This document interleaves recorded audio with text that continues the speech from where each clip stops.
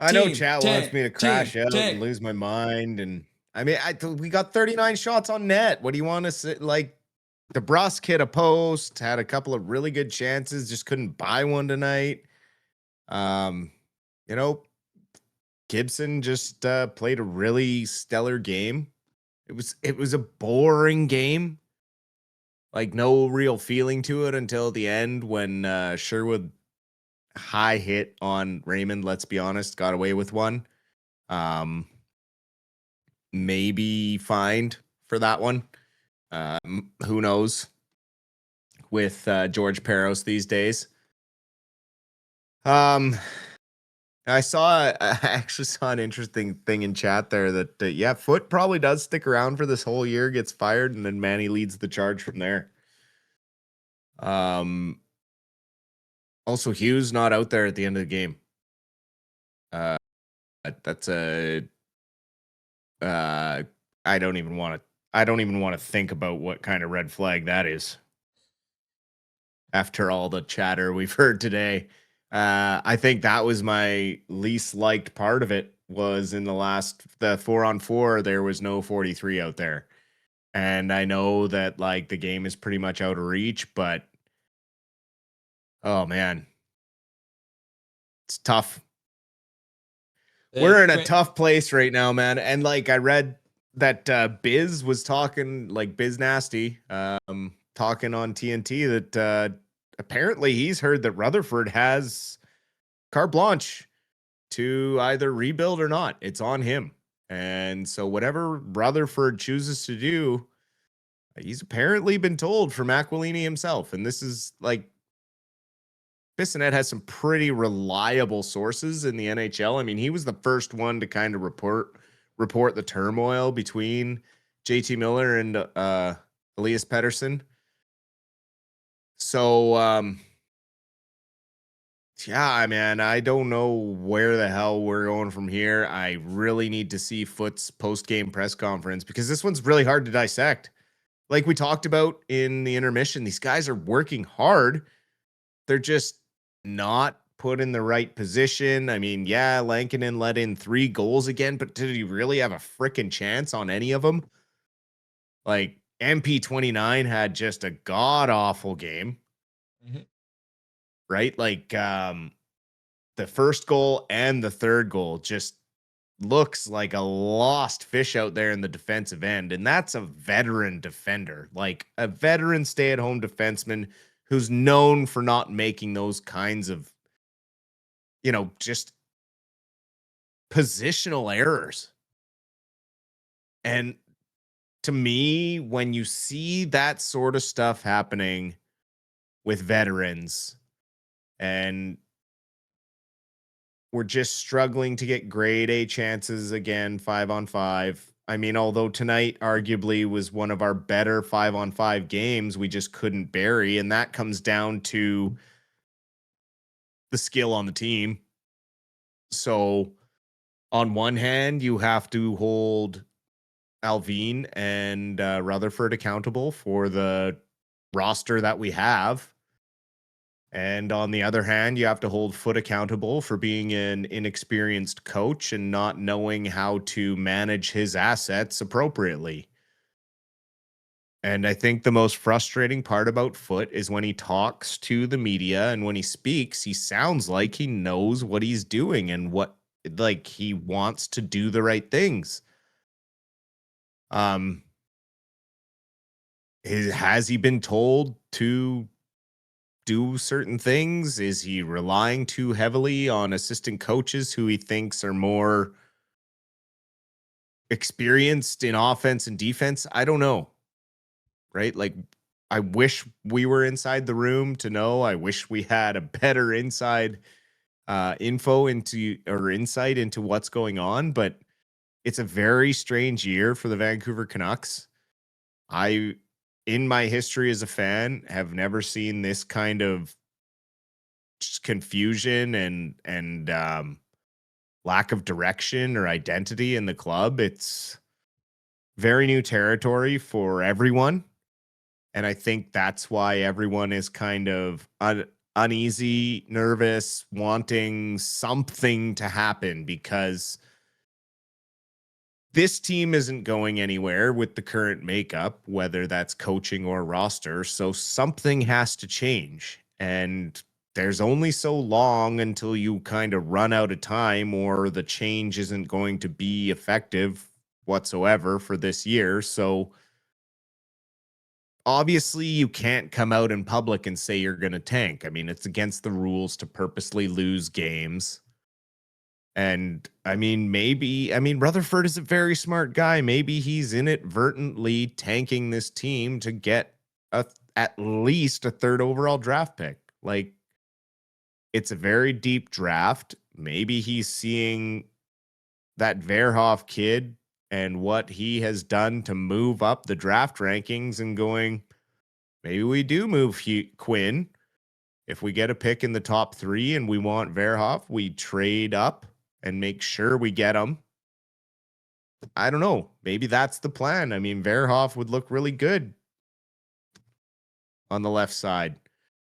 He's, arguably a bigger bodied, same skill set as Quinn Hughes, but he's bigger and more physical. So do you take that as a Canucks fan, or do you continue down this path with unknown of, is he going to sign? Is he going to sign? Is he not going to sign? Are we going to trade him? Are we going to keep him? I mean, when you look at this game, Hughes is our captain. He needs to get the guys the offense, right? Like, is that not his job to drag everyone into the fight? Throw a big hit, score a big goal, do something. You got 5 shots on net, great. But at the end of the day, the team lost and you're the captain. What is the answer? You need to do more. And if that's, relying more on your team, or I don't know. I don't know. I'm very curious to see this post game press stuff, because I mean, I can't see them happy with losing, but I mean, obviously Foot's going to be happy with the effort and getting 39 shots on net, right? Like, he loves to sugarcoat everything. But at the end of the day, losses are losses, and we want to see some wins, and we want to see a little bit more skill, right? It's just I don't know. I'm kind of at the point where I wouldn't be too upset to see Quinn go. And I hate to say that as a Canucks fan, but as someone who's analyzing body language and attitude, on hockey clubs that I'm fans of, there aren't players with egos that put themselves above the team. The teams that I'm a fan of, have a balanced leadership group. They have a glue guy. There's camaraderie. They have fun out on the ice. And you can just see that there's a different level in some locker rooms than we have in Vancouver. And I don't know what the answer is to change that. I think there was a downward spiral started way back when Tyler Toffoli and Chris Tanev were not signed as free agents.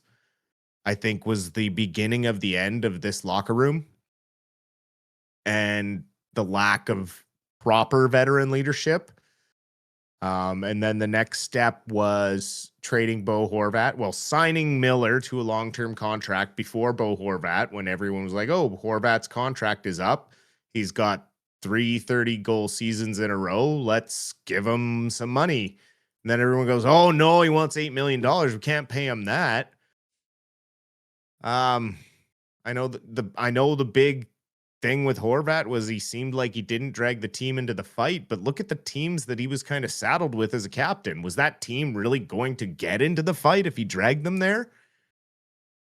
I mean, he's the epitome of consistency. Even when he was scorned by being the captain and having Miller signed ahead of him, he scored 28 goals before they traded him. It wasn't like he gave up. He never once gave up on the team. And with the body language that we see from Quinn Hughes giving up on plays, like, if you're a winner, you don't give up. You don't show that kind of frustration. You channel your frustration into scoring a big goal or making a big hit or finding some way to fire your team up. Not dragging your feet, slamming your stick, whining and being mopey. That's stuff we saw with JT Miller, and it's putting yourself above the team, and it's selfish, egotistical behavior, and I have no time for it. If that's how he wants to carry himself, and if he wants to think he's that much better than everyone else, then he's got to prove it. Put your money where your mouth is and where your attitude is, and show me on the ice. That's the difference between certain players. Like when you look at Sidney Crosby or you look at guys like that, like they don't show that body language ever on the ice. There's no quit. There's whistle to whistle, horn to horn. That puck drops. It is balls to the wall, 100% effort to win, 100% effort for your team. I don't know how they fix this. It's losing guys like Toffoli, Tanev, Horvat, Zadorov. They don't have a glue guy. You know, I saw earlier this week James Duthie talking about Brady Tkachuk and the story about him sawing Claude Giroux's sticks just because they used to like to prank each other. And then, you know, it happens that the sticks ended up in a game because Brady completely blanked about even sawing the little notches in the sticks, and 2 sticks broke in a row on a power play, and Giroux was losing his mind, and he started blaming Braden Shen on the other team because they had played together in Philadelphia. And then finally Tkachuk clued in and went, oh my God, it was me. And he told Giroux it was him after the game because they won. It's like, you probably don't see that stuff happening with the Canucks. Like, I don't see anyone being a prankster. That Brady Tkachuk had 4 points that night too. Exactly. But like, it's just, that's kind of a captain, keeping it light, keeping it fun, pranking your teammates. Like, yeah, if they lost, it would have been a big deal, but he forgot, right? It's just like, that's kind of Tkachuk. He's a blockhead, whatever, but at least he's trying to have some fun, keeping it light. Like, you see these teams going out for big team dinners regularly. When was the last time you heard the Canucks going out as a group and doing something that wasn't like mandated to go to the BC Children's Hospital or something like that? And, you know, public outings, our captain pretty much hasn't been to any of them. So, man, I'm getting to that weird apathy point where I just don't care. All right. Calvin and Charlie. Hey, Dustin, can you play some notes on the guitar for us? I can't tonight because Oliver's in bed, but one of these nights when Oliver is at his mom's, we'll maybe play a little ditty post game just to cheer everything up, because Lord knows we're having a hard time dissecting this hockey team. Well, this is not going to cheer everyone up, but I'm going to show you anyways. Vancouver Canucks are officially dead last when it comes to point percentages again. They lost tonight, so they do have 25 points, so they are technically in 31st. However, they are at 0.417, so they are now officially dead last in the league when it comes to point percentage. So Team Tank won tonight. And then the next one I'm going to show you is Quinn Hughes. And if there's anything that Quinn Hughes can do, it is put pucks in the net and set people up to put pucks in the net. However, here is his stat line for the last 6 games. Oh, no, sorry, 5 games. He's now gone 5 entire games against San Jose, LA, Colorado, Utah, and Minnesota without a single point in any of those games. Right? Playing 25 minutes, 30 minutes, 30 minutes, 30 minutes, 28 minutes. And he doesn't have a single damn point.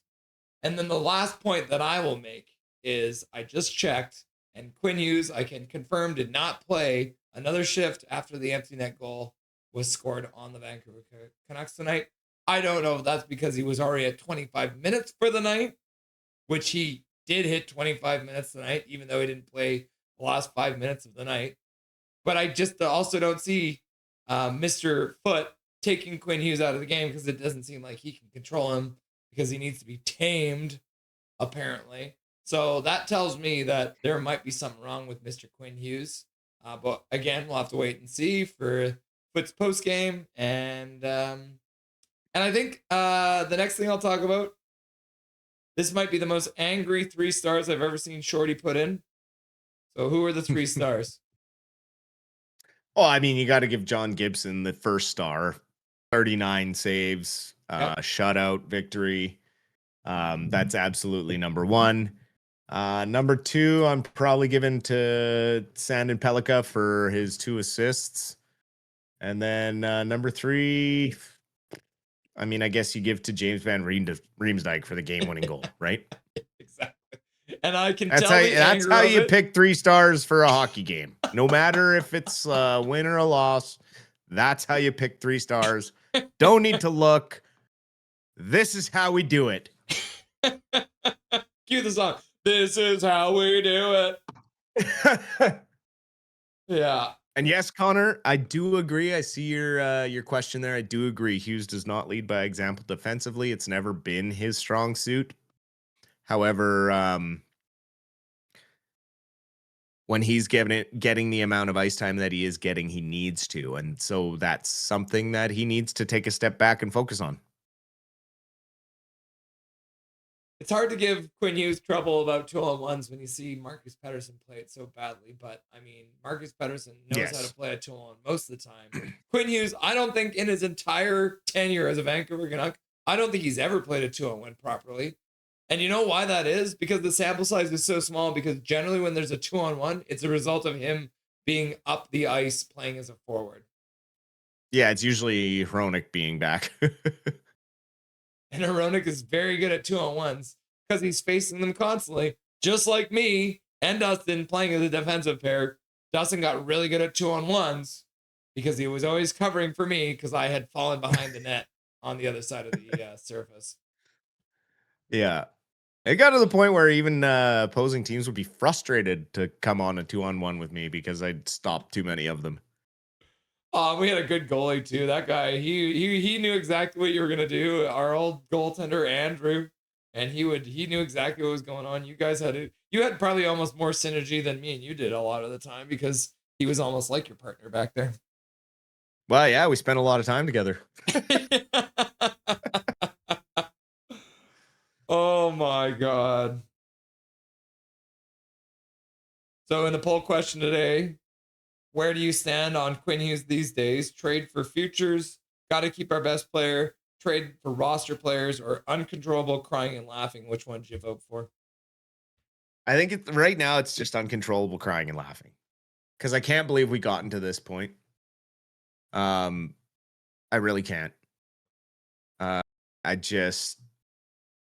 There's so many things that they could have done to prevent this from getting so bad that it blows my mind.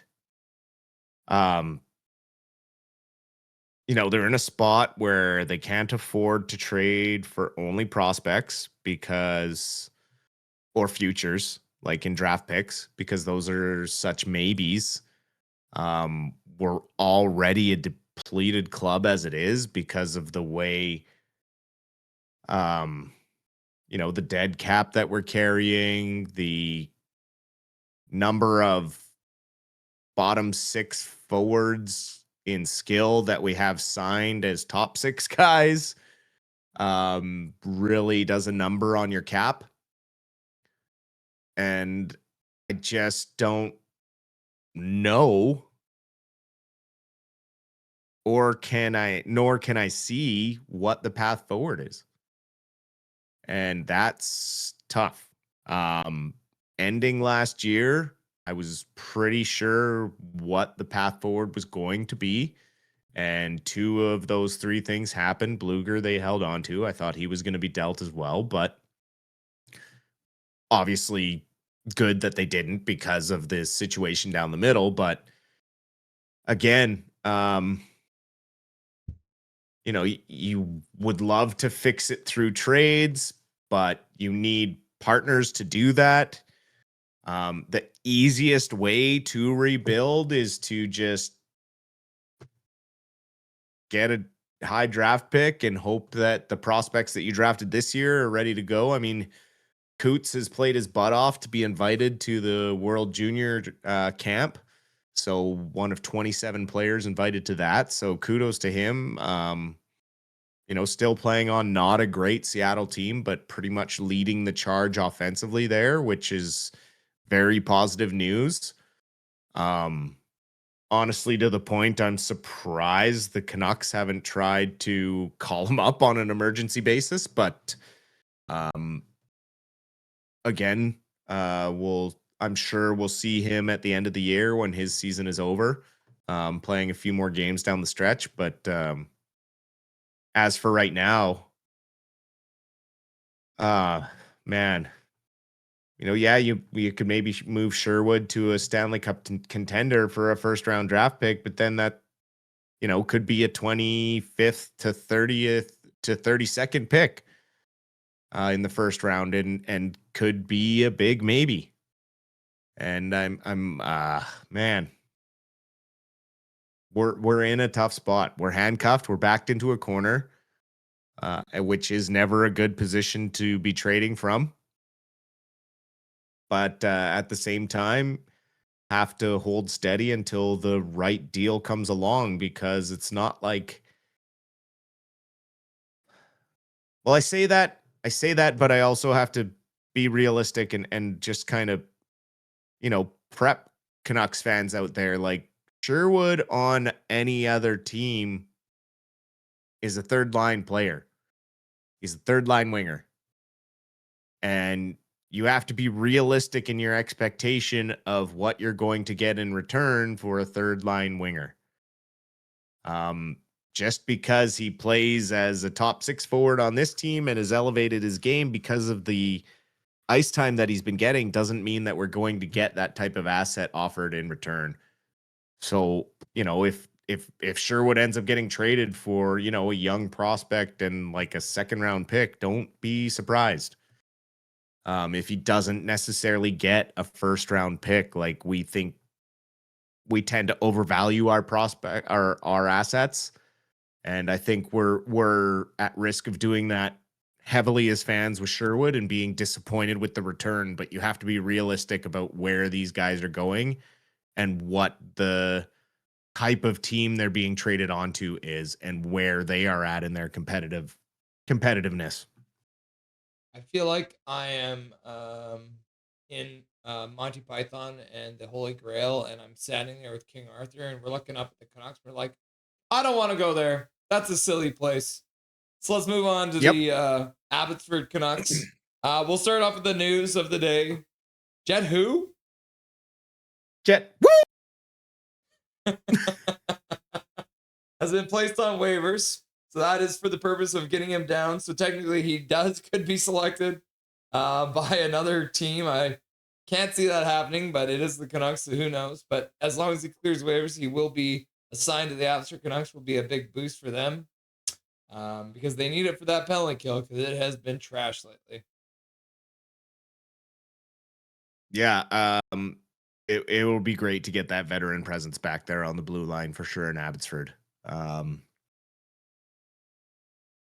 Yeah, I don't see him getting picked up. He's basically a career AHLer. Just a necessary move, because when you're injured in the preseason, you cannot go down or be sent down until you are healthy. So that is, unfortunately, Wu is one of those older contracts that will require waivers when they go down. So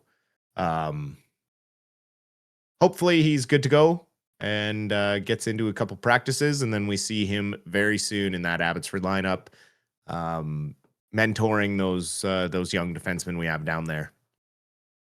Let's just quickly go through. I mean, there's not a lot to talk about for the Canucks versus the Abbotsford Canucks versus the Coachella Valley Firebirds. We already talked about the game that was on Saturday. So we'll talk about the game that happened on Sunday. It was that quick turnaround to the 4:00 start over there at Rogers Forum. Can you tell me a little bit about what happened between these two teams? Well, this this one was a interesting one. Um, the Abbotsford Canucks, no scoring in the first period, but Abbotsford did outshoot Coachella Valley 9-5. Second period, Ben Berard getting his 6th of the season. He's been growing well down there and developing nicely, which is good to see. Niels Oman and Mackenzie McEachran getting the assists on that one. And then a little bit of trouble when they get a power play. Jaeger Furcus gets a tripping penalty, 4:33 into the second period. However, it would not result in a power play goal. Unfortunately, giving up a rare shorthanded goal because the Abbey Canucks power play has actually been their strongest point pretty much of the season. They give up a shorthanded goal to J.R. Avon to make it 1-1. That would go into the third, tied, and in the third period, Coachella would score 15 minutes in with about 5 minutes left in the game. Ben Myers getting his 9th of the season. But Aku Koskinbuo would take a third star in this one, stopping 25 of 27 shots against. So some good play by him as well. 2 good games by the Abbey Canucks goalies in a row. Patera the game before stopping 42, I think, of 45, and losing in the shootout. So some good stuff from the Canucks, fighting hard, trying to stay in these games. Obviously, offense is a struggle for them. They rely heavily on defense and goaltending. Jet Wu coming back will help. Obviously, with Höglander getting healthy and hopefully Pettersson coming back very shortly, there will be other moves made. Likely Baines or someone going on waivers will have to be sent down. Maybe even Reichel sent down because I doubt they're getting many trade offers for him right now. We'll just have to wait and see how things go. But yeah, Abbotsford Canucks unfortunately losing another one, 2-1 to Coachella Valley, and yeah, that one win was the lone bright spot in the week for these Abbotsford Canucks so far. Yeah. The other quick thing I'll mention about the Abbey Canucks, they actually sent Ty Young down to Kalamazoo as well, so he'll be assigned to the ECHL affiliate, so he'll be down there with Lemieux, our other goaltender, down there. So that probably is the result of Demko maybe returning quickly. So there's at least some good news there as the shift. Well, we did hear, yeah, that Demko may return on Thursday. And also Ty Young not having a great sophomore pro season. 0-8 in his starts in Abbotsford this year. Granted, the defense in front of him and the scoring support has not been good in the games that he played. However, he also has not had his best stuff and has looked a lot shakier than he did last year. So maybe needs to go back down to the ECHL, gain some confidence playing in those games as the Abbey Canucks get healthier. Maybe we see him back later in the year, but for now, he's back down with those Kalamazoo Wings to get some better starts in. Got a couple days off for the Vancouver Canucks. They won't play again until Thursday, like you said, playing against our cousin team, the Miserable Sabres, as our local Sabres fan calls himself. A team that, been shit for almost 60 years too, but also has been struggling a lot this year, up and down. Who knows? But does score a lot of goals. Yeah. They give up a lot of goals, but they score a lot. So we're expecting a high scoring game then? Well, for Sabres, baby. Unless Demko's back. Demko's back, who knows, right? Demko's back. If Petey's back, I mean, suddenly we have a pretty healthy lineup. So I don't know what we see. We will have to wait until then, but I believe the reason there's a 2-day break is there's probably the Dice and Ice Gala is right around this time every year. So I would imagine that's coming up either tomorrow night or the night after. And then the Abbey Canucks are back in action not until Saturday, December 13th. So they've got quite a break after playing 4 games last week, which is very uncommon for the AHL. So they won't be playing again. They'll be going out to Calgary this time. And for anyone who saw the interview with Brandon Astle, the Canucks versus the Calgary Wranglers, they're like 50-50 for the entire time they've been playing against each other. So the Canucks will probably win one and lose one out there in Calgary on the Saturday and the Sunday. Yep. Sounds about right. And then I'm pretty sure that I think we might be doing like I'm calling it an Oreo stream for the Saturday because the Canucks that day are playing, the Vancouver Canucks, I should say, on December the 14th are playing at 9:30 a.m. against the Devils. And then the Abbotsford Canucks are playing at 3 p.m. So my plan is I'm going to be live for the entire 9 hours because I'm crazy. So we're going to do the Devils game. We're going to do some Chell. And then we're going to do some Calgary Wranglers hockey. I didn't ask you about this for the Calgary Wranglers game. Did you want to do the play-by-play? Are you around for that day for that? Is that this Saturday coming up? It's Sunday, December 14th. Sunday, December 14th. I'll have to double check my schedule. I'll get back to you via Messenger, but I think I am available. Cool. Dustin, is there anything you want to say to chat before I let you go? Oh, hang in there, guys. It's the calm before the storm. There will be changes coming for this team. This cannot go on forever.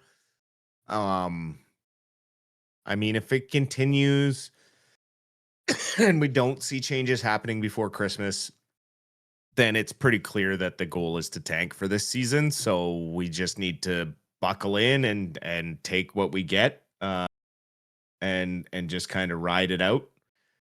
But as for right now, we will just be confident that the goal is to still stay competitive. And we will see you all on Thursday night. Thank you, as always, for your questions and the continued support. Mods out there, thanks for keeping an eye on chat, and Major Tau and Eric Hunter for your generous support of the stream, as always, throwing out the gifted memberships and stuff like that. Just an overall thank you, as always. Just super grateful for and appreciative for everyone. And I hope you enjoy the rest of your week. We'll see y'all Thursday night. Dustin, enjoy your days off. We'll talk again on Thursday, brother. Sounds good, my dude. Nothing is perfect.